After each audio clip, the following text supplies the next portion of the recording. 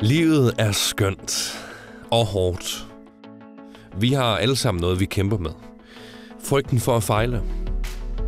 Frygten for, hvad folk tænker om os. Kontrollerende adfærd. Lavt selvværd eller behov for anerkendelse. Vi lyver. Vi er stolte. Vi er bange for at blive afvist. Nogle af os drikker mere, end vi egentlig gerne vil. Nogle af os spiser for lidt. Nogle af os spiser for meget. Nogle af os spiser det forkerte. Og nogle tænker mere på mad, end de overhovedet har lyst til. Nogle klikker på links, der aldrig rigtig tilfredsstiller. Men som vi alligevel vender tilbage til. Igen og igen. Listen er lang. Livet er skønt. Men også rigtig besværligt. Trinkurser er designet til at bryde dårlige vaner.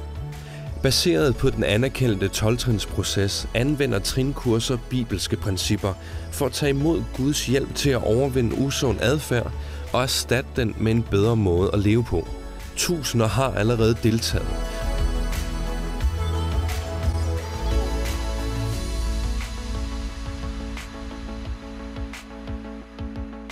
Introduktionen er gratis, og du kan tilmelde dig via Trinkursers hjemmeside.